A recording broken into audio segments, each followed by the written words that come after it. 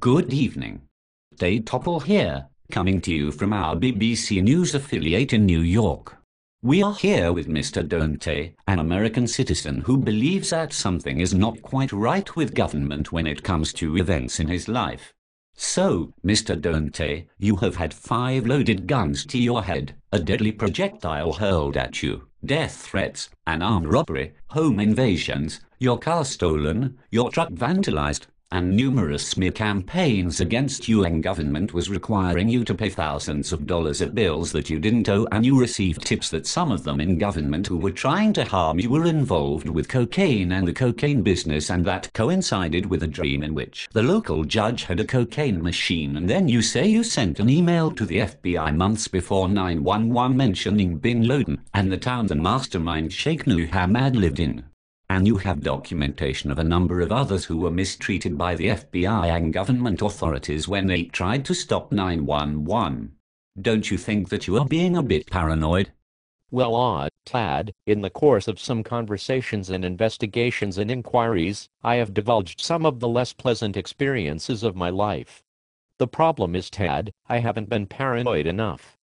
Had I been properly paranoid, I would have installed an alarm system before the armed robbery, locked the porch door, kept a gun at my side when home alone, kept a small window locked before the home invasion, not let some people in my life, or near my home, etc. Had I been properly paranoid, I would have not rented a room in a house where a crazy drunk held a gun to my head. Had I been a little paranoid, I might have avoided females who have a wicked habit of lying and false accusation, and I would have not trusted government authorities who, instead of trying to uncover the facts, were trying to protect the criminals and destroy me. Yes, Ted, I'm afraid, no pun intended, that I have not been paranoid, and that is the crux of the problem. Well, there you have it.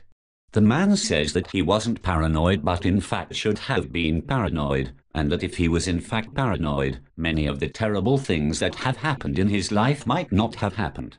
Are you certain, Mr. Dante, that these things actually happened or were mere figments of your imagination? Well, Tad, there have been many witnesses and documentation and many recipients of the documentation, and not one person to my knowledge has ever disproven anything that I have documented for more than a decade. So if it is a mere figment of my imagination, then it is a figment of several people's imaginations as well. Ted, are you a student of the Hebrew language? From what I understand, there is no Hebrew word for coincidence. And there is an old saying, just because I'm paranoid, doesn't mean they are not out to get me. I'm not saying I'm paranoid, but there is no doubt that, if I were a bit paranoid, I might have averted some danger and suffering. There you have it.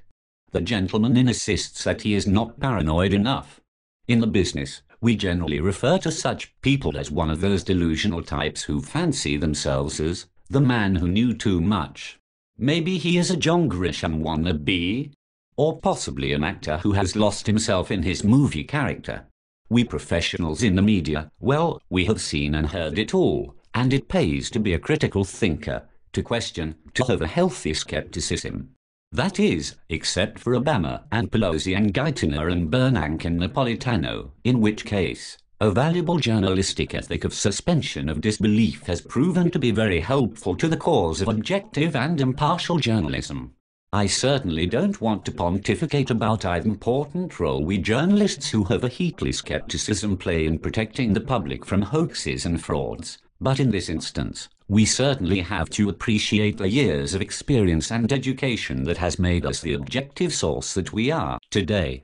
Following tonight on the BBC is our series, Believe Us or Not, followed by Wheel of Misfortune and the Late Late Show.